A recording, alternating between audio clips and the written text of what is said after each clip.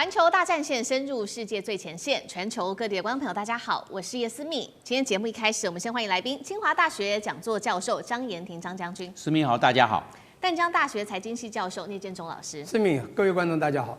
陸軍退役少將李正傑將軍。思密好，各位觀眾大家好。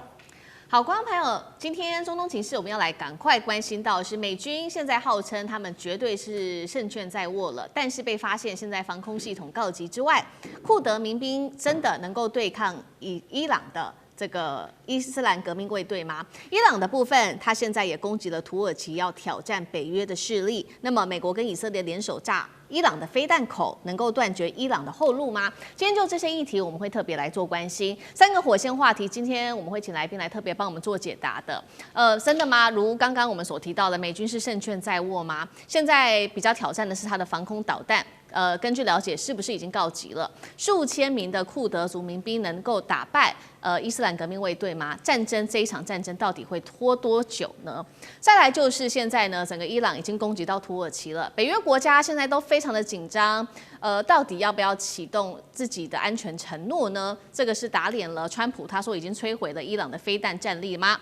最後今天也會來關心到的是，那美國跟以色列現在祭出了各種方法，要炸毀伊朗的飛彈發射口，但是能夠徹底阻止伊朗的攻擊嗎？今天我們都會做詳細的一個分析。好，美國總統3月5號這一天特別信心的表示，這一次美伊戰爭的軍事行動進度是超前的。伊朗海軍3天內已經損失了24艘的艦艇，來自於川普的最新說法，並且他呼籲伊斯蘭革命衛隊放下武器吧，接受豁免，否則必死無疑。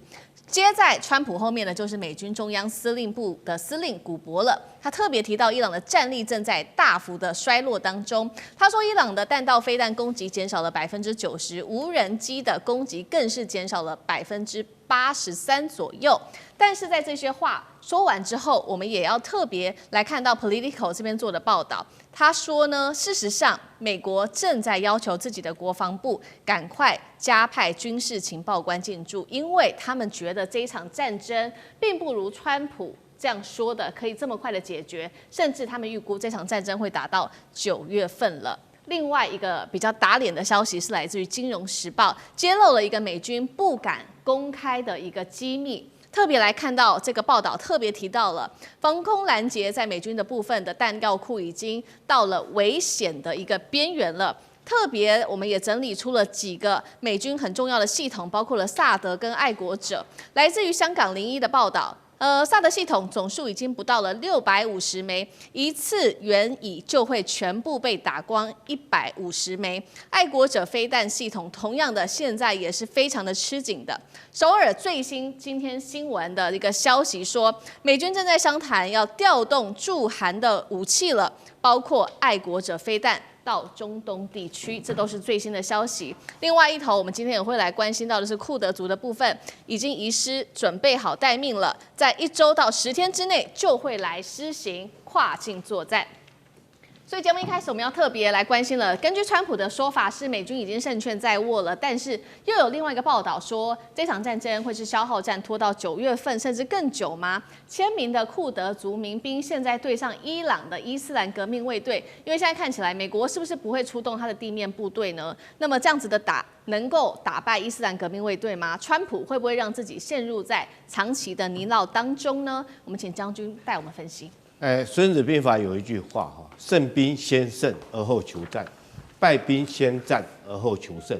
孫子這句話意思就是說，你打仗之前要做好各項的作戰準備，那你再開始去開戰，這樣你才有勝算哈。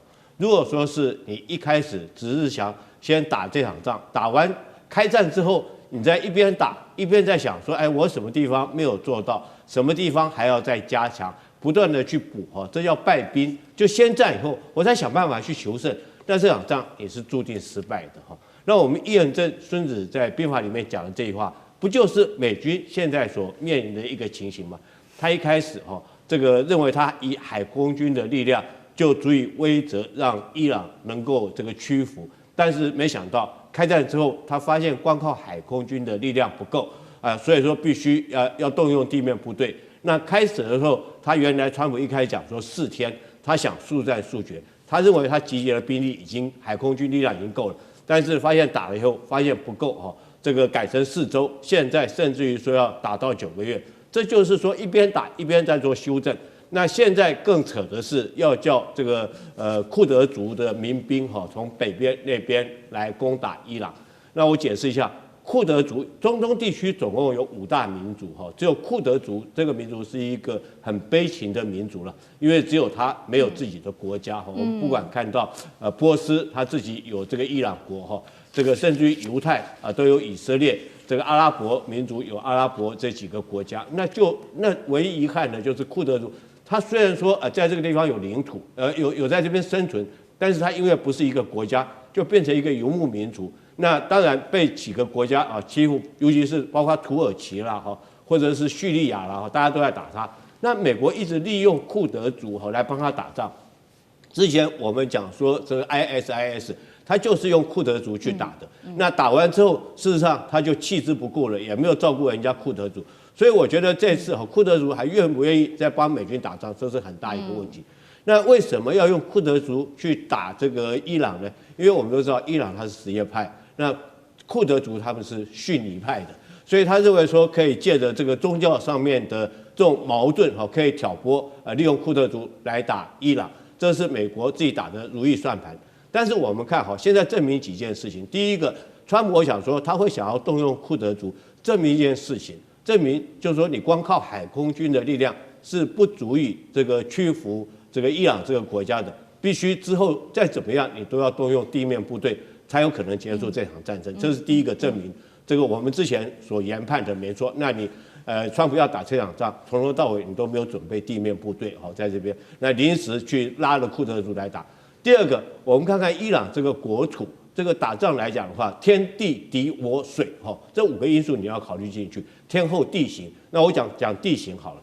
地形來講的話，伊朗之所以數千年以來沒有被其他國家沒有被其他民族所消滅過，就是因為它的地形非常複雜，它4周環山都是山脈，然後國土縱深非常的深遠，你靠地面部隊要入侵不是這麼容易。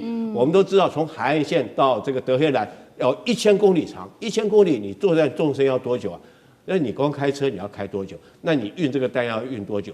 如果說你只靠這個庫德族民兵的力量來講的話，它畢竟只是一支游擊隊，它沒有持續的戰力你後續來講，後勤補給、彈藥、糧秣等等來講的話，他如果說就算庫德族從北邊那邊入侵，他打到德黑蘭，我覺得他力量是不夠的。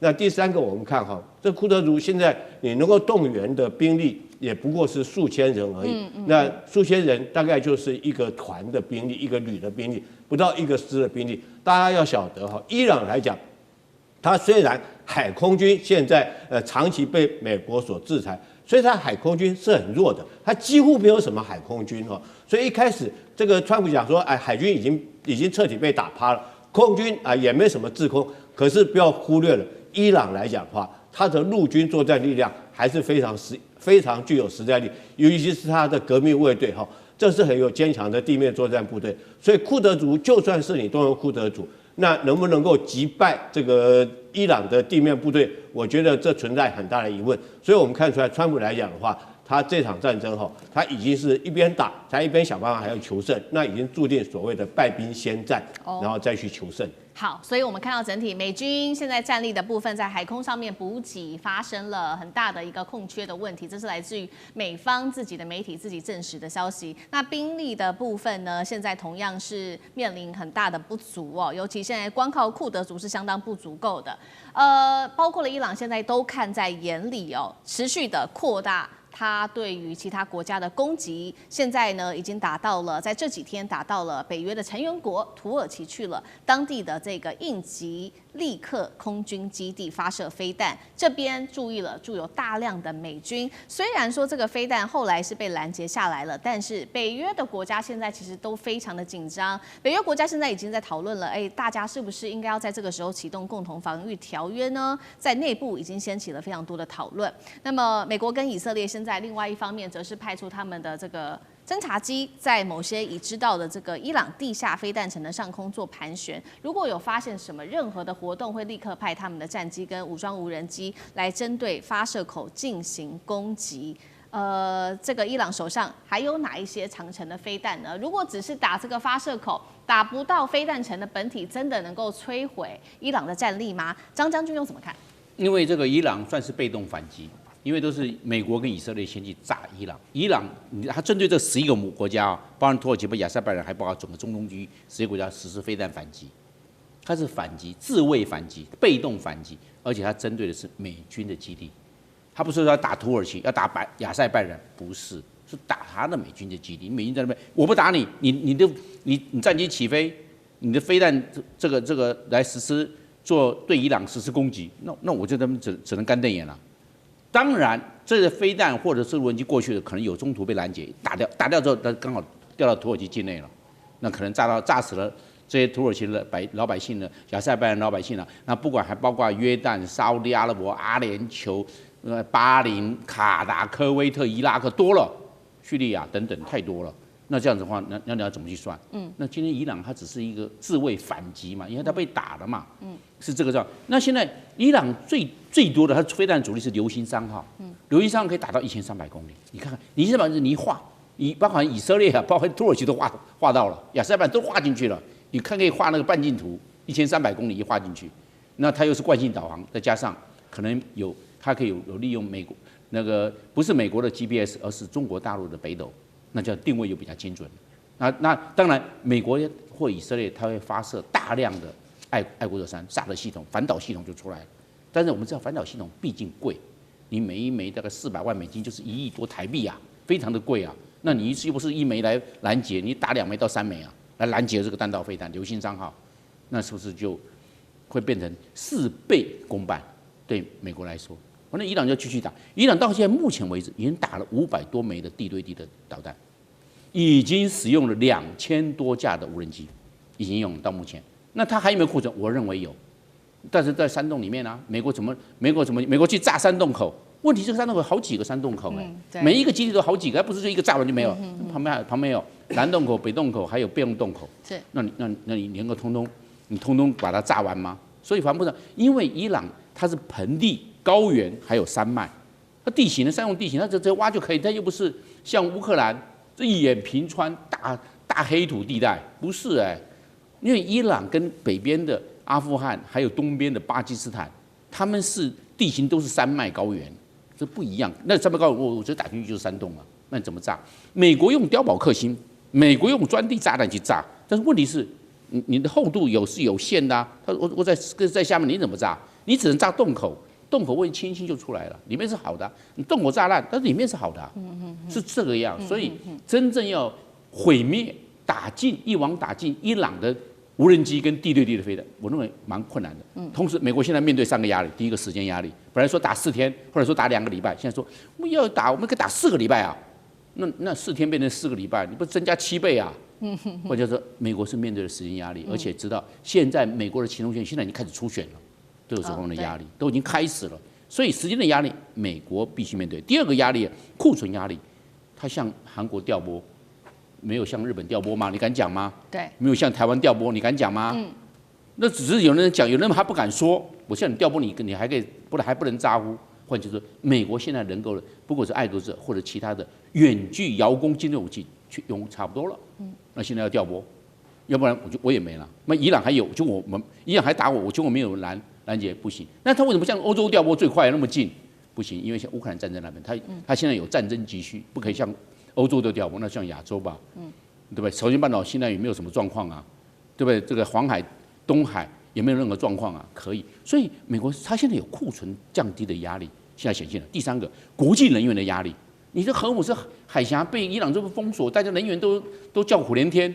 這個東西，國際壓力或者能源壓力會回到美國上面，他就要面對，越久他的壓力會越大，因為大家缺的東西了，股票都往下，都往下修了，這是經濟壓力，這是能源壓力，這個是整個國家壓力的表現，這會回到川普，會回到美國身上啊，所以也是一個很大的壓力，會隨着時間越久，壓力會大，3股壓力都會集中到美國身上。好，所以看到現在美國面臨軍事武器庫存的壓力之外，還有同時來自於國際各方給予美國的壓力。那其實在這個時候，美國還是希望能夠介入到伊朗的神權，能夠把這個神權教士給滅了。那川普現在積極介入的就是，雖然說哈米尼被斬首了，但是呢，現在傳出來說哈米尼的次子會擔任接下來的最高領袖。那這一位是穆吉塔巴，川普已經說了，穆吉塔巴如果要接任的話，我是不可以接受的。川普也向這個《紐約時報》透露說，他接下來想要做的事情就是，當時呢，這個針對委內瑞拉，他想要仿效這個案例，協助委內瑞拉來建立新政府。他說，伊朗也要做一樣的事情。但是當然了，這個專家也特別做了分析，伊朗比委內瑞拉複雜多了，裡面要涉及到的包括了有宗教領袖的體系、革命衛隊，還有軍警等等。川普要介入神權，真的做得到嗎？聶老師怎麼看？OK， 我覺得川普啊，從某個角度，他應該心中是蠻慌的。表面當然好像很鎮定，因為他拿着他美國的霸權，認為他什麼都做得到。第一個，在武的方面，剛剛已經講了。第一個，他很喜歡用代理人戰爭，這是最聰明的做法。但是他也不夠智慧，因為剛剛也講庫德族人數有限，力量不一定夠。但是這是他的一招打法，因為美國必須要用代理人，他才有辦法穩住他自己的後盾力量。第二個呢，剛剛武器的短板也非常明顯，他為什麼到韓國去調？他自己實力不夠嗎？他不是很厲害嗎？一下就可以幾秒鐘或幾天就可以把對方這個折服，不是這樣嗎？你發現他武器短板到達什麼地步？到達他一下子650顆薩德飛彈，一下子用掉150，他不知道未來如果還有別的國家要跟他敵對，他怎麼去敵對？當然，我講一個他最大的敵手，他將來會出很大的問題。第二個呢是文的部分，你知道嗎？他原來這個信誓旦旦的認為說啊，我哈米尼，我把他這個解決掉之後呢，很快我可以搜索追蹤他所有的接班領導人，也可以把他馬上幹掉。結果呢，他也很高興的說，你看這些接班全部都被我們解決了。結果沒有想到，其實啊，伊朗真的跟委内瑞拉是完全不一樣，他完全忽略，也就是智慧真的是不夠，只是聰明有餘啊。達到了什麼地步？就是因為它的複雜性是這樣子哈。第一個，在它的這個在革命衛隊這個真正的神權體制裡面呢，實際上它的每一個忠心的這個神權的人都是非常忠心的。當你打掉了部分人，其實每一個都有可能去接班，而且他們會同仇敵愾。這個同仇敵愾還不止如此。如果川普呢不接受他的兒子啊，剛講這個所謂的穆吉塔巴，這是他的次子嘛，當然這個長子還有他的一些女兒也同時遭殃。但重點是，他來接手，他當然不會接受，因為他一樣會有非常大的一種對美國這個非常痛恨的心。但重點來了，他即便想要去找過去反對這個神權制度這些這個所謂的這些這個接班人，但重點來了，其實你會發現他們的複雜性是這樣的，即便是反對這個神權制度的這些人，他們也非常強烈的民族主義，因為這個伊朗這個國家，其實大家要了解它的歷史，在西元前550年到西元前330年，它叫波斯大帝國啊。這個帝國跨歐亞非大地啊，就居魯士把這個國家弄得多強。從那時候開始，他們是有歷史背景的。波斯這個帝國呢，讓他們非常民族自信。其實這些反對是因為伊朗它的整個宗教的文化，讓他們非常的壓抑，也就比較保守。這些比較親西方勢力、想要西方化的人，是希望他們的生活好、經濟好。比較有自由派，他們反的是神權制度，但是不是反神權，因為神權主義是夾雜了他們非常複雜的民族主義。即便是反對的人，他也不會完全支持說，你今天來幫我推翻我的爸爸，叫我爸爸下台，我要接掌爸爸的事業。結果你不要把我爸爸殺掉了。現在美國是把他爸爸都殺掉，現在連下面反对黨的很多都改變了，說美國竟然來打我們、殺我們自己的人，他們也跟着現在神權這個制度派的人一起，即便他不贊成最原始的這些人，但是他也反對了美國。所以你會發覺，川普他現在要找接班人的確不容易。所以我觉得他慌了。当然，他最不能接受是他那個同個體系下來，他自己是哈米的兒子來接班嘛。對。他一定會非常的用更極端這個抵抗抵抗這個美國。當然，他可能不會直接打美國，在美國在中東所有的這個軍事組織也好，或者說軍事勢力也好，或者所有的美國勢力在那裡可能發生的都會做同樣的一些反擊。現在重點來了，這個美國很奇怪，美國現在發現他打下去打這個不是他想象的。我講川普不是想象中幾天就能夠收割了整個伊朗的所有，發現他好像要慢慢調整了，要多了幾週，甚至還多了幾個月。我覺得這個以伊朗的神權主義加上民主義的結合，他們的同仇敵愾，未來的這種民族性，美國可能會跌破了眼鏡。好，謝謝聶老師。那我們休息一下，馬上回來。地緣政治、美中之爭、戰略價值、強權崛起、小國生存，現在與未來洞悉事件走向，掌握世界脈動，全球觀點盡在環球大戰線。接下來我們要來特別關心到的是荷姆茲海峽被封鎖之後，伊朗在這個時候特許了中國郵輪可以通過荷姆茲海峽。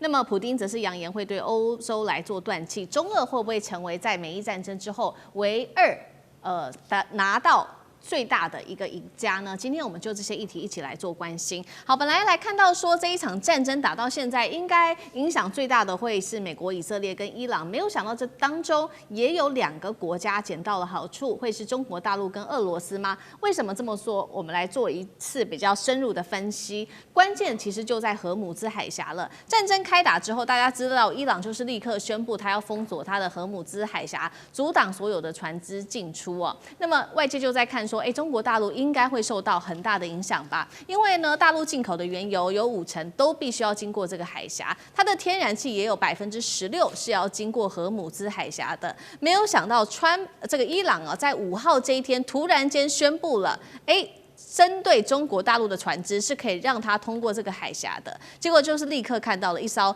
中國大陸的貨輪，這個是鐵娘子號，安全的通過了荷姆茲海峽，被解讀是伊朗針對了中國大陸特別開了一個綠色通道給中國。反之，這個也是同樣今天早上的最新消息，被證實有一艘日本的船隻在荷姆茲海峽受到不明物體給襲擊。日本的外相最新出來聲明了，他說2個日本人已經遭到伊朗的拘禁，這是我們收到的最新消息。好，中国大陸船隻可以順利通過這個海峽，也代表中伊關係是依然緊密的意思嗎？接下來中國大陸在這一場戰爭當中的角色會是什麼？會去協助伊朗嗎？如果擴大成長期的戰爭，中國大陸跟俄羅斯確定會得利嗎？張將軍又怎麼評估？無論伊朗，它畢竟還會有選擇性。那這個現在這些船舶，它都有 AIS 系統，就是船只自動識別系統，它會回報的。你這個每一個船都有它的名稱，都有它的編號，很清楚了。一看到中國大陸的船，那就開綠燈就好了，它不要對的。一看是美國的船、英國的船，甚至是其他國家非常對伊朗不友善的，那對不起了，我就要实施。這個不用拿飛彈來攻擊，用無人機就可以了。因為這些油輪啊，或者液化天然氣，我們叫 LNG 啊，那個船啊，就是液化天然气那個船艦啊，都是圓形的。那上面根本沒有進步防禦系統，無人機過去就可以了。上面載着40公斤炸藥，一個就過去了，就給你一鍋端了。那大家乖乖的就不要動了，你不要動就安全了。所以這個伊朗，我認為他會在那邊對特定的國家開綠燈。那你站在我這邊，那我睜一隻眼閉一隻眼，你就過去了。那其他的一看你小心一點，那可能這時候大家可能會用掛其他國家的旗子，拿其他國家旗的招牌。你上一次也门的胡塞組織控制的紅海的時候，有人還偷偷掛其他國家的旗子通過嘞。那個也門胡塞組織那個旗，因為那個紅海地方最狹窄的地方，也門胡塞組織忘記就看得到。你看那個旗子旗子是哪一個國家旗子？放行，是這樣，因為那個海峽最短，荷姆茲海峽，那伊朗控制的荷姆茲海峽最短39公里，对，才21海里，而且上面還有伊朗的島嶼在上面，島嶼上面都可以布防，這是無人機可不可以？我認為當然可以了。所以現在那中國大陸角色怎麼樣呢？我認為，如果一打得越長的話，中國大陸角色會越重。第一個，大家希望中國大陸你出來當東道主，好不好？來調停，好不好？對不對？伊朗也希望你出來調停，美國也希望你趕快叫伊朗出來談吧，不要再打了吧。雙方都有壓力，美國有庫存降低的壓力，伊朗也有彈藥，這個無人機跟這個導彈不足的壓力都會下降嘛，不會說一個這個他下降你不下降，統統下降，所以就有這個方面壓力。第二個，這個穆斯林哈，你注意看，穆斯林的國家住在這些美軍的驻地都住的穆斯林，都是我們講到的都是回教國家。是，那回教国家，我们都是回教国家，回教要打回教國家。你从回教國家的機場起飛去打回教國家的伊朗，那當然他們都會有那種壓力耶。雖然大家裡面有分什葉派，也有遜尼派，但大家都是穆斯林啊，所以是這樣子。那大家什麼？大家也希望中國大陸出來來幫忙。我沒辦法講話，因為美國駐軍在中國，我怎麼辦法講？但是中國大陸可以出來做調解。第三個，能源壓力會越大家會大，大的話找誰？找美國沒有，找以色列沒有用。找中國大陸很有用，是這個樣。第三個地緣的壓力，大家很多國家不希望中東地區只有以色列獨大，大家都被以色列玩完了，那大家希望地缘戰略平衡，那地缘戰略平衡，中國大陸你出來趕快做調停，所以我認為伊朗在這一方面，他不見得會從中國大陸直接拿到武器，他從巴基斯坦調撥就好了嘛。印巴戰爭的時候，伊朗是支持巴基斯坦的，那你怎麼調撥？中國大陸絕對不會直接給，你給他100套，我給你100套，但我沒有給你，我是給巴基斯坦。那巴基斯坦那個間接一轉一手，可不可能？这种可能性很高啊。但是我中國大陸沒有賣啊，我只賣巴基斯坦。那其他是巴基斯坦的事情。所以我認為有這種彈性調撥的可能。好，所以看到這個，在伊朗他對荷姆茲海峽祭出封鎖之後，現在國際感受到了壓力，也希望中國大陸能夠在此刻出來調停。剛剛說受惠的國家，除了我們特別提到的中國大陸之外，另外一個就是很重要的能源國俄羅斯了。在這一場中東的戰火之後，我們可以看到歐洲的天然氣價格狂飆75%，那讓天然氣大國俄羅斯就掌握了這個能源的籌碼。普丁在這個時候就立刻放話了，他說：“也許呢，我們在這個時候停止向歐洲供氣，對我們更有利。”被解讀是不是要賺能源財呢？更關鍵的是，美國現在為了保護這個以色列在中東的一個基地，還有美國正在大量的消耗它的愛國者飛彈。這一些飛彈注意了，原本都是要給烏克蘭的，因為呢每個月至少需要60枚的愛國者3型飛彈。現在如果庫存都拿去給中東了，代表會削弱烏克蘭的防空，那當然會有利俄羅斯在戰場上面的表現。將軍怎麼看？其實如果說這個任何一個國家作戰不要說是國家打仗了，就一般的小流氓打架就同時面對兩邦太保的話，你一定是集中優勢的這種打擊力量去對付一個嘛。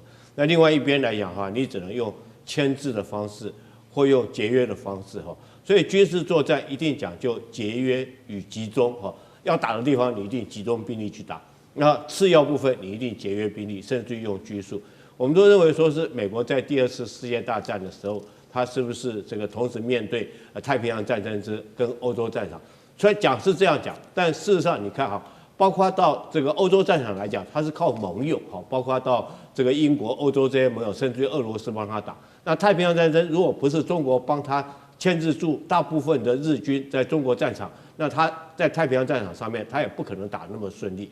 所以這次我認為說是美國如果說這次我認為他的力量，就算是他有能力，他也不應該同時在2方面用兵，尤其是現在在俄烏戰場跟這個中東地區來講的話，他必須要集中在一個地方。如果他同時分散自己兵力，那最後一個結果，就算是你有能力打贏，那你一定是變成這個曠日費時嘛，你一定會拖很長的時間。那現在這個如果說用這種論述來看的話，那我相信就俄羅斯來講，他一定佔到便宜嘛。他不管是在經濟方面或軍事方面，那你美國不能集中兵力，不能集中你的這資源去支援烏克蘭，戰場勢必是如此。那此外來講的話，對中國大陸也是如此在東亞地區，你現在很明顯的，當你的這種導彈數量不足，這是很現實的問題。你現在甚至於要将韓國、將日本，甚至於將我們台灣的這愛國者3的導彈這個調去中東地區，不管是你這些導彈，你要防衛你自己的27個基地，或者是協助以色列來做防衛，那證明你的資源都空虛了。所以我認為美國在這次來講犯了一個很大一個錯誤，就是2面開戰到處樹敵，到最後貝多利分。那在這種狀況之下，他可能救得了這邊，這邊這個救得了，但是另外一邊卻失火了，這是他現在所面臨的一個困境。好，現在美國面對很大的壓力。那如果我們今天要討論的，那現在是俄羅斯跟中國在這方面會成為這場戰爭最大贏家嗎？聶老師又怎麼看 ？OK， 我講美國的確面臨很大威力了，這個壓力了，这個內外夾擊，說不好聽的，國際當然會給他一些壓力，當然也有支持者，但是呢，美國自己本身他的黨派也有非常多反對者嘛。我想，你這個無緣無故的完全不顧人道。就像襲擊別的國家，而且到底有多少的深仇大恨，我們實在是也看不出來。好，那第二個呢，我要講就是說，這時候你會發現這個全球呢，我現在不看現在，看未來，全球一定會產生一些 chemical 變化。首先，第一個，在目前來講，大家知道這個我們全球的能源大國伊朗絕對是排名前面的。第一個，它在石油的儲量是全世界第4大，雖然它的產量以及出口可能是10幾名，可是已經是非常大。當它的荷姆斯海峽也控制了整個從那個海峽出去的1/3的全球的石油的供給量，所以呢，當它有這樣的一個這個2組這個全球能源這個輸送這個供給的一種能量哈。第二個呢，天然氣也非常重要嘛哈。剛講的這個 LNG 這個東西在伊朗它是儲量是全世界第1的，大家去了解一下。當它生產量是第3，逐漸它的能源算是真的能源大國。另外一個國家當然很清楚，剛剛問的那有些國家可能就因此而受惠啦。誰呢？俄羅斯不就是嗎？俄羅斯這個所謂的不管是天然氣或者石油，尤其在歐洲，它控制了這個大半邊天的這個能源市場。這個整個歐洲就仰賴這個俄國嘛，所以這時候在經濟角度來講呢，俄國絕對是大為獲利，它一定也會把價格講不好聽，伺機以待把它提高價格。那你知道這個價格還真的已經漲到了75%，所以對這個俄國來講，經濟上算是一個大的利益啦。還有一個呢，在軍事上呢，其實這時候美國把軍力放到了這個伊朗、中東這個地方來，其實俄國這個時候你會發覺啊，美國就沒有辦法再那麼有心的去在俄烏戰場上呢做很大的琢磨。但我現在還要講另外一個國家受惠的，非常明顯就是中國。為什麼呢？中國當然在經濟不一定受惠，因為能源1/3從這裡出去，尤其伊朗又是 support 中國的很重要的一個能源的一個這個供給者，這時候一定會受到一些傷害。可是呢，他也給這個中國開了一個等於是綠燈啊，一個這個特殊的門，讓只要是有中國的船過去，他就讓他能夠通行。因此私底下他也一定會盡量的 support 中國，因為畢竟啊。在意識形態中，這些中國在幕後是比較會支持伊朗的這個傾向的。我現在要講一個哈，就是大家如果去回憶一下，中國呢，其實在2015年和2017年分別拍了《戰狼1》和《戰狼2》這2部電影，我剛好看過，在飛機上看的。你知道嗎？那這事情讓我想到一個荷姆斯海峽這個中國船過去，讓我想到一部電影裡面，讓我讓中國人看了會非常激昂的一個非常愛國民族主義的一幕哎，也就是他的男女主角用一輛卡車在解救這個非洲黑人要離開的時候，不小心剛好碰到了敵人吶、啊。那在這個山群上已經都埋設好機關槍，準備把那個卡車全部射殺的時候，結果他們慌了，完了沒有招了。結果有一個人想到說 ，Hold on 1 second， 等一下，他馬上跑到這個車子的後面，一拿出來一個是什麼？正好機槍要打下去，揮出了一個5星旗，嚇到了所有的那些要開槍的。Hold on， 一圈啊，你不能打，這是中國。當然，這個有點把中國的這個精神打到太高，這也就是川普當時第一任時候很不爽，然後厲害了我的國啊，戰狼這些電影，造成他說，開玩笑，這次一樣嘛。你知道中國船來，剛剛將軍也講了，今天你可能會有一些這個電子系統告訴這中國船，也不需要，通常過去也會通報啊，有一做報告，你只要是中國，但你也不能作假，尤其國旗不能亂掛的，你知道，掛的是如果剛好是我們對岸中國大陸的國旗，我跟你講。這時候伊朗只讓他放行，對中國來講，這個經濟利益當然也就出現了。還有一個是政治利益，這整個國際關係在這一次啊，你會發現，不以前講戰爭與和平，現在是誰在鼓舞戰爭，誰在鼓吹和平？這個不用講嘛哈，不言而喻，大家都已經看得非常清楚。因此未來你看啊，這也會使我想到，你看2戰的時候，美國在後面，不管是歐洲、亞洲戰場。美國在外面 support 啊，他做兵工廠去 support 出去。那在這個俄烏戰爭也是，美國呢在這不斷的支援烏克蘭。現在你會發現啊，現在是美伊如果或者美中東這邊如果有戰事，請問誰在後面 support？ 而且他不用出太多的兵力，他只要 support 一些這個武器出去，就可能會折耗，用消耗戰折耗他未來可能的敵人。現在我們都知道，美國的假想敵可能就是我們的這個中國對岸。那今天中國對岸這個中國大陸呢？他如果在這時候把對方的這個戰力在此時消耗掉，對他未來在軍事在政治上可能都有很大的利多。好，謝謝聶老師。那我們休息一下，馬上回來。地緣政治、美中之爭、戰略價值、強權崛起、小國生存，現在與未來洞悉事件走向，掌握世界脈動，全球觀點盡在環球大戰線。我們今天也要特別關心到這一場美伊戰爭當中，結果有非常多無辜的性命被犧牲。這個是針對於美國跟以色列的部分炸這個伊朗，那麼校園炸出了165名的女童的生命炸毀了。另外一方面，中國大陸在這個時候突然間網民怒吼要打倒美帝，美以轟炸會不會接下來把北京給拉入到整個戰局當中呢？我們今天一起來做關心。好，剛剛特別提到的是在這一場戰爭的時候，有一所小學是在伊朗的小學哦，因為這個不知道是怒轟誤轟了，還是真的要去炸。總之呢，就是炸到了當地的一所小學，結果奪走了165條的生命。因為現場實在是太血腥了，69名的遇難女童的身份到現在還沒有辦法被做確認。這個是來自於中東之眼所做的報道。當時學校其實不只是遭到一次的轟炸的，其實當時發生這一場轟炸的時候，一共是2次的轟炸，所以他們叫做這個叫做雙連擊哦。許多的這些小朋友們逃過了第1級的幸存者，還是難逃第2級的一個轟炸。那美軍在這個時候聲稱，這是對伊朗戰爭叫做上帝的旨意。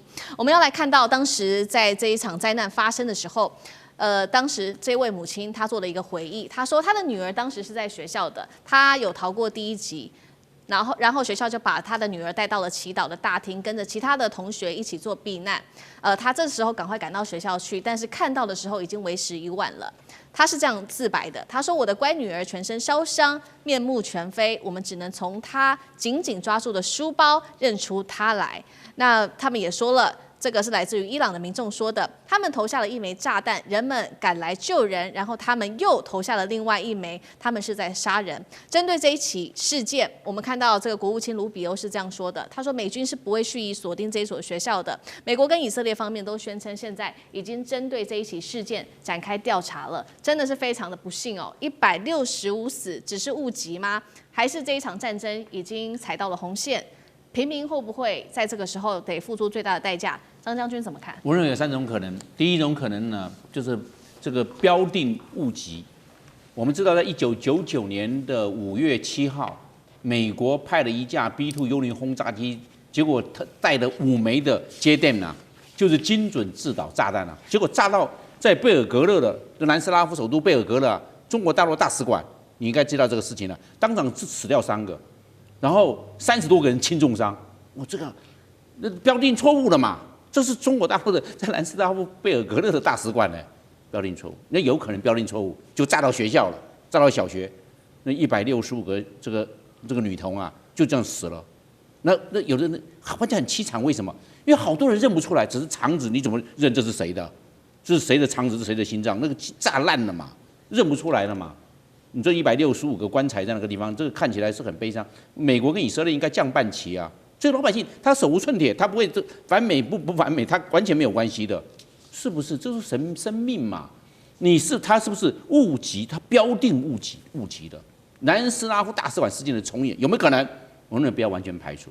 第2個呢，我認為是不是電磁干擾？你電磁干擾，因為有電站、有電磁、有這種反制啊，因為它是失靈了，一失靈之後呢，它本來要炸這個地方的，結果這個錯了，為什麼？我們知道啊，有時候那個 GPS 你知不知道？還把它導航導到田裡面，導到那個深山裡面，這電池錯了嘛？你就按照那個，結果你按照 GPS 走那個導航，你就開到田裡面去了。你不能將它，因為這個什麼？這個是不是有電磁干擾？那電磁一干擾的話就錯了嘛？那個地方整個坐標位移，這是不是電磁干擾？有沒有可能？我認為不要完全排。第3個，我認為啊是攔截干擾。你要知道這一過來的時候，你一定派東西攔截，不能我傻傻的。我一定要反導系統，一攔截之後一打到掉了就掉，剛好這個清真寺就是炸到學校、炸到圖書館、炸到醫院都有可能啊，這個是攔截干擾。所以這個美國跟以色列發動這個伊朗戰爭，因為他們雙方死亡的總數已經超過1000人了，那已經算是戰爭了。那這樣子呢，美國要負最大，跟以色列要負最大的責任了。你不發射這個飛彈，你不戰機不發射遠距遙攻武器。你不會發生這個事嘛？所以我們現在看這個冤有頭債有主嘛。那你這3大干擾是什麼？你看講了啦，美國跟以色列已經展開調查了。但是不管展開調查，問題是出在這3個哪一個？可能是這個標定誤擊，你就跟南斯拉夫大使館一樣的重演，那你要負責任啊。其他的那也是因為你發動啦，你最終的責任要算在誰身上，就很清楚了嘛。因為攻擊方要受最大的，因為這是你發射的，对，攔截方那我被動攔截，那造成這個狀況。我認為那個一般來看的話，以後到最後面平民死的會更多。為什麼？因為軍人他有本領，他會偽裝，他會地下化，他是會保護自己。老百姓不會啊，就導彈他不長，我們講的是炮彈他不長眼，所以到最後面打到最後面的老百姓死得多，對不對？他們手無寸鐵，他怎麼防護？軍人他受過專業的訓練，他怎麼樣就地掩蔽，怎麼樣自我防護，甚至怎麼樣自我救護，而且又在營區裡面又有比較堅固的掩體或者比較這個地下指揮中心，他都會比較有防護。那老百姓沒有辦法，他往哪邊躲？是這個狀況啊。所以整個來看的話，打越久，伊朗的老百姓的死亡比例、死亡的人數會越多。那軍人在戰場上一定會說，伊朗的軍艦不是被炸了嗎？伊朗的潛艦不是美國毀掉了嗎？那這是死掉的軍人，又在海上沒有辦法隱蔽，海怎麼去躲呢？就是海嘛。但是在陸地上，老百姓會吃虧。軍人的話，自我的防護能力畢竟比老百姓要強得多。好，這場戰爭我們看到伊朗小孩跟這些平民無辜的受到犧牲，形成強烈畫面对比的是，因為美國現在川普正在海湖山莊接見他的富豪的這一些賓客哦，同時他現在啟動了這個募款的活動。最多募款金額$3300，被痛批你在這個時候還有心情賺戰爭財嗎？另外一方面，中國大陸它針對這個伊朗現在也祭出了捐款，所以呢，我們看到是伊朗的最新回報，他說感謝中國正義的聲援，但是目前不接受任何的金融援助。那也有中國網民在這個時候貼出了捐款票據，說這個是人道的援助，希望能夠打倒美國的帝國主義。北京會在這個時候被拖下水嗎？那中東是不是變成了一場大國之間的博弈？聶老師怎麼看 ？OK， 那個中國會不會被拖下水？就北京會不會拖下水？我覺得你看怎麼去定義這個東西。我覺得他當然會適時的關注，我覺得他也一直是在關注了啊，就是說他適時的要去進行救援。當然現在從民間可能發出一些這個救援的聲音，但這屬於的金融救援。你看到的這個。伊朗的這個伊斯蘭共和國駐華大使館目前並不接受。當然，他現在可能這不是他最急需的。當然，在全球在這個之前，美國呢開始打這個全球關稅戰的時候，也出現了一些反對聲音。當這時候也出現叫 CRINC 叫軸心國家的這個聲音叫 CRINC 啊。CRINC 裡面就是有伊朗和中國，還有甚至俄羅斯，還有北韓，它把它連接在一起。那可想而知，其實在我講這整個這個底下意識之下哈，中國和伊朗其實3號呢，中國應該是從人道角度是看不過去，像剛剛講的，就這樣隨便轟炸另外一個國家，而且我剛剛講到底有什麼深仇大恨，所以我覺得在此時的中國呢，可能會默默觀望。但中國它這個國家，它不是一個攻擊別的國家的一種民族，它通常是防禦性的，從以前到現在基本上是這樣，所以它不可能就隨意的呢就開始呢，好像說真的開始有所謂的這個所謂的進攻的模式，也就被拖下水模式。但是我覺得適時的做人道的救援，這是有可能，更有可能是它在適時的可能會出面，受到國際給的一些希望，然後他出來做一些調停或一些談和的動作。也就是我講，現在變成了真正在中間哈，廝殺的呢，可能是美和中東這個地方的伊朗，但是在後面呢，在幕後呢，能夠最後調和的可能是中國。我現在還是要講一下，我覺得這個所謂的小學被炸的這件事情，我覺得非常 sad。我覺得這個真的是一個從某個角度殘忍至極。剛剛講的，你看腸子都是已經找不到是哪一個小孩的。第二個呢是恐怖異常啊。那我覺得美國你以前不是特別強調和平嗎？你不是也非常的重人權，一直不斷的強調人道嗎？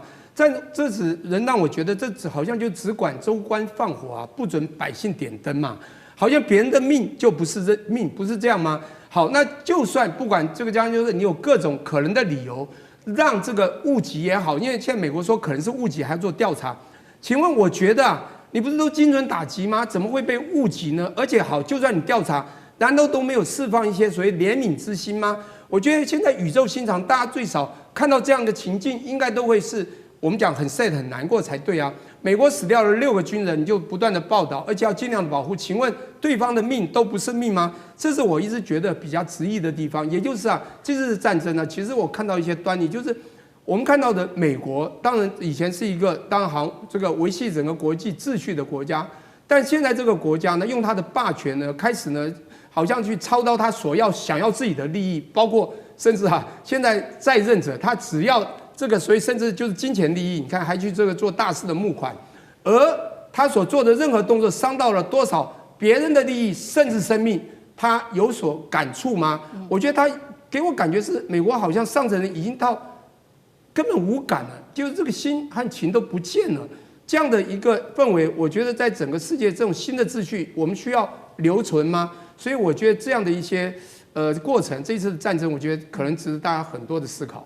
好，那在這場戰爭發生之後，如這個老師剛剛幫我們特別提到了嘛，就是中國大陸在這之後可能會協助伊朗做人道上的救援之外，來自於《金融時報》這邊也特別做了報道說，中國是不是其實有在背後協助伊朗做技術上面的指導？因為《金融時報》就說了，這德黑蘭有這麼多的反擊行動。這背後疑似是有高人指點的。五角大廈也在這個時候示警說，美國你要注意了，你的這個防空攔截的庫存很可能48小時內在這種高強度的飛彈对抗中會耗盡。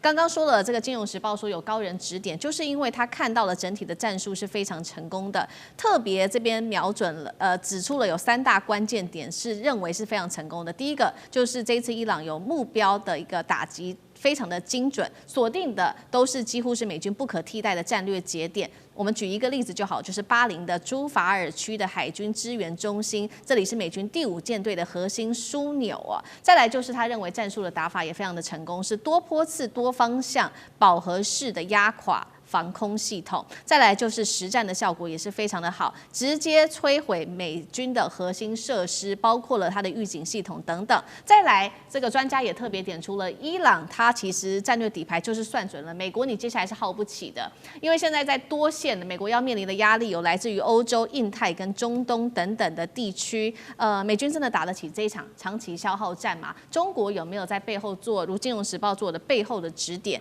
厲將軍又怎麼看？這次伊朗這個的反擊哈，我們看出來它是非常的有步驟的。首先它用它的這種舊款的導彈，導彈大概有我們一般來講有2種啦，一種是液態發射料，就是我發射的時候，我那時候才開始灌我的液態的燃料哈，那你必須要在固定的陣地來發射，那射擊的速度也都比較慢。那另外一種是固態火藥的，也就是我可以到處跑，到處弄。那我們看得出來，伊朗一開始的時候，他先用小型的無人機，就是見證者136，這種很便宜的無人機，以及它的舊款的導彈哈，來消耗掉美國的攔截導彈。那美國這次好像上當了，他的這種愛國者3去消耗到這邊。現在從今天開始，我們看到這個伊朗果然拿出他的大殺器哈，叫做這個霍拉姆沙赫爾這個 -4的這款哈，這款導彈。彈頭重就將近1公噸那麼重，然後速度可以到在空中的時候，太空中可以到16馬赫，終端速度可以到8馬赫。他開始用這種導彈，現在開始在攻擊以色列，可見得他在戰術上面運用他非常成功。第二個，我們來看他打擊的目標，他一開始先將美國的這個所謂的這種雷達站，先把你打掉，讓你眼睛瞎掉，緊接着他去攻擊巴林的這種指揮所啊，將你指揮系統也打亂掉。那第3個，我們看到它攻擊的是美軍各基地裡面的後勤設施，也就是說預警設施、指揮鏈還有後勤的補給全部被打掉之後，那你的彈藥和你的攔截導彈又被消耗掉之後，我認為在現在開始伊朗才開始發動它的攻勢。可是有一點很重要的，我覺得伊朗之後可能會採取長期的一個消耗戰。如果說按照這個美國國防部的說法，中央司令部指揮官的說法，最近這2天開始，伊朗的導彈攻擊數量有開始降低，它降低到8成。其實這對美軍來講是一個危險的信號。為什麼呢？他準備打長期戰，他不要說一次把你消耗掉，這叫做戰略上面來講是一種持久。因為我們都知道，伊朗它畢竟來講，它這些戰略導彈，它的庫存量有限，尤其在戰時的時候，它可能沒辦法持續生產。那我保留我的這個相關的這種導彈目前有的數量，然後我這個譬如說是每天給你打1輪，一次給你打個10發，我可以持續給你耗上這個9個月。我想這也就是美國川普自己講的，為什麼他說這場戰爭有可能打到9個月？我覺得從伊朗開始，現在降低它的導彈發射數量，這並不代表說是伊朗的這種導彈的發射能力降低哦，有可能它的戰略已經改成持久戰了。好，謝謝將軍。那我們休息一下，馬上回來。地緣政治，美中之爭。戰略價值，強權崛起，小國生存。現在與未來，洞悉事件走向，掌握世界脈動，全球觀點盡在環球大戰線。好，接下來趕快來看到是伊朗的無人機海現在狂燒防空彈哦，美國則是他的愛國者庫存告急之外 ，F-15還被友軍給擊落，華府現在被推進消耗戰的當中。我們來看到現在美國最在意的一點，就是因為他的卡達的烏代德的空軍基地呢遭到飛彈給攻擊了。好，現在根據細節了解是說，革命衛隊當時派出了2架蘇-24的戰鬥機轟炸機去攻擊，那麼卡達的空軍也緊急升空去做攔截，一度呢這2架戰機距離目標竟然是只剩下2分鐘的時間。後來才真的被擊落。那現在危險的背後，其實呢，就是因為現在說了，愛國者的飛彈現在消耗量實在是非常庫存啊，非常的吃緊。華爾街日報也特別做了一個報道，說美國現在防空攔截的彈藥是最高機密，但是中東衝突之下，已經消耗了大量它的防空資源。我們也要特別來看到是洛馬的數據，這邊也特別顯示了，2025年它的生產是600枚的愛國者系統飛彈。那目前擊落伊朗的飛彈跟無人機的數量來做推算，美軍很可能早就已經發射了達到數千枚這麼多的一個攔截彈。所以節目一開始特別請教聶老師怎麼看了烏代德空軍基地現在頻繁的受到這個襲擊，也顯示了美方現在不管是它的防空彈藥的產量是真的跟不上消耗它的速度嗎？現在軍工的產能會不會成為美軍最大的短板？對，剛才這個將軍有講到一個重點，就是我們在玩梭哈的時候，你知道哈，你的牌可能輸於人家，你知道美軍的實力軍事絕對大於伊朗，但重點是你在玩梭哈，你一定要用智慧，要用策略，所以戰術就是先丟小牌，讓你看扁我，覺得我不行，我用一個無人機打進去，哈，你太差了，我就用400萬的這個愛國者把你打下來，結果200倍的價格打掉，你再來我再打，就沒有想到人家丟了這麼多的無人機過去，才發現。哇塞，我們的彈藥竟然不夠，再攔截下去我們就完了，就彈藥耗盡了。這時候他就小心的使用，不敢亂用了。那當然，這個伊朗最後呢，就像這個將講，就開始丟他比較重要的彈了。因為如果不這樣做的話，可能就一定是必輸嘛。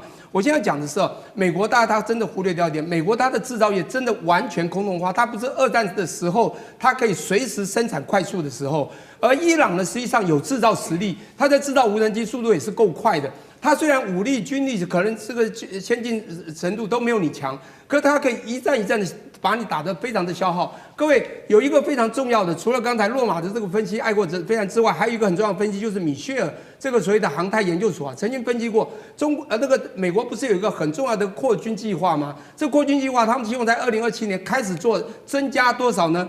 非常多的軍備，也就是66%，也就是多1.5兆 USD 一個美國這個美元的。這個經費要增加所謂的 F-47的空力，以及這個突擊者這個轟炸機 B-21，但是他們的數量只有185和100。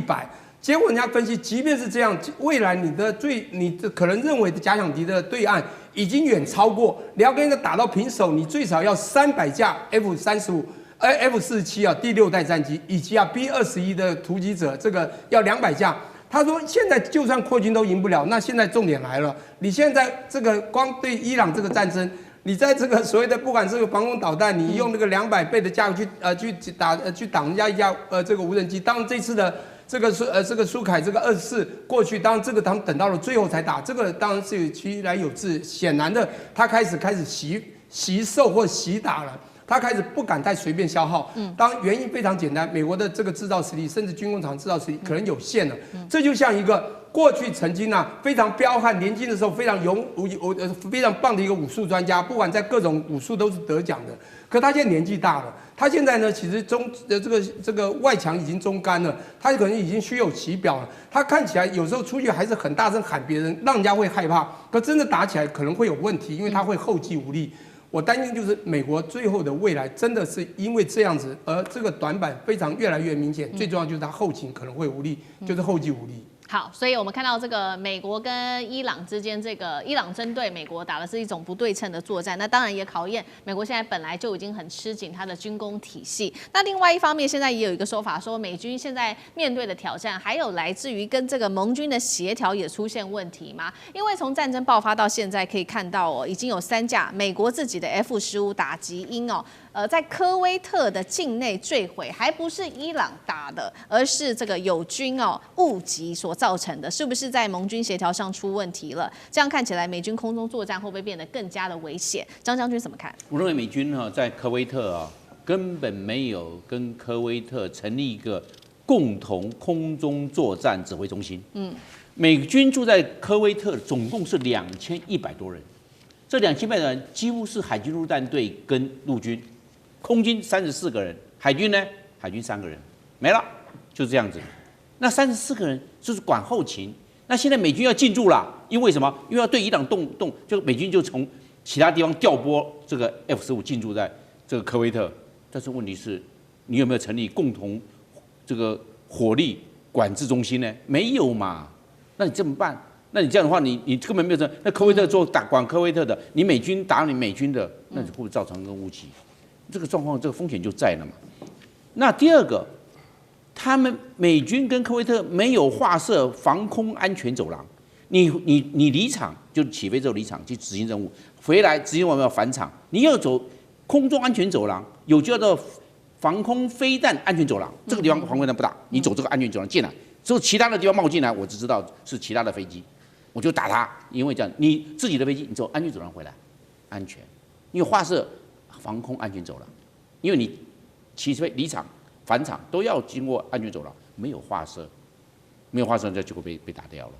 這是第二個，第三個，可能美軍為了執行任務的保密性，他沒有打開敵我識別系統。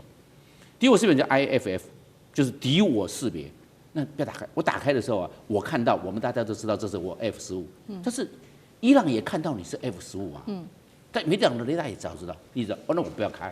你不要開，結果敵我識別系統就不生效。那到底是那個敵我識別沒有開，那一定是伊朗過來的嘛，打掉，那就科威特就把防空部隊把它幹掉了。因為什麼？敵我識別系統沒開，為什麼？就是為了保密、隱秘，結果也害了自己。對，是這個樣啊。3個錯誤同時發生，我認為最重要的是共同空中作戰管制中心沒有成立，你應該成立，我们大家共同成立，就是然後做任務分配，結果34個人都是後勤，根本沒有，所以他進駐的時候不要只是飛機進駐，管制官要進駐，指揮官要進駐。我認為這一次伊朗戰爭打完之後啊，首先拔掉的就是美軍駐科威特的指揮官，他可是2100人，你要負這大責任，三架 F-15被幹掉，你要負多大責任啊？出任務被幹掉就算了，你是自己人被自己人打掉嘞，對，你這個協調是怎麼協調的？我們只有後勤的，那你要成立共同火協中心啊，火力協調中心，你為什麼沒有成立？因為火協中心為什麼成立？這是指揮官的責任啊。可能指揮官他沒有軍事背景，他是指陸軍跟海軍陸戰隊，他不知道空中作戰的形態。因為海軍陸戰隊1600多人，那個陸軍的500多人，加起來2100多人都是陸上部隊，他不知道空中作戰的立體空間的管制的複雜性，他沒有注意到。那這樣子就會造成誤擊。犯了最大的錯誤，最大的戰損，所以我認為他這個指揮官可能在戰爭告一段落之後，會有一些懲處。好。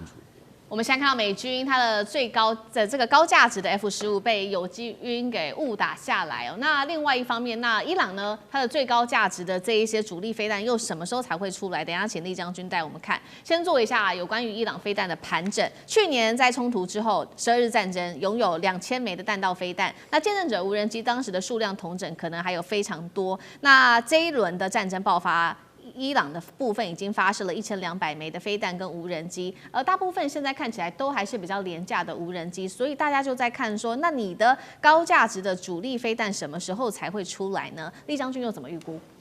其實這次這個美伊打到現在為止，我們很明顯看出來，伊朗已經掌握了所謂戰略主動。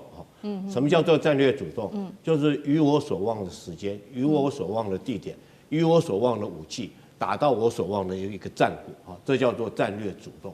那現在看出來，美軍完全陷於一種被動的狀況。伊朗對他發射導彈，它才能被動的去防禦、去攔截。雖然說他曾經主動想要攻擊伊朗的一些陣地或者一些設施，可是看出來現在主動權完全掌握在伊朗的手中。那當然，伊朗用的一種是非对稱作戰的武器啊，包括到之前我們剛剛講了嘛，他用的導彈是原來最先舊款的導彈，甚至於他的見證者也是舊款的見證者無人機。他現在今天他新的無人機已經出來了，叫哈迪德這個112洞這款原來見證者。它的只是50cc 的一個小馬達，速度大概只有時速100多公里。但是現在新的哈迪德這款的112洞這款無人機，它速度可以到500公里。我想對美軍來講，這種威脅更大，因為它速度更快，又更不好。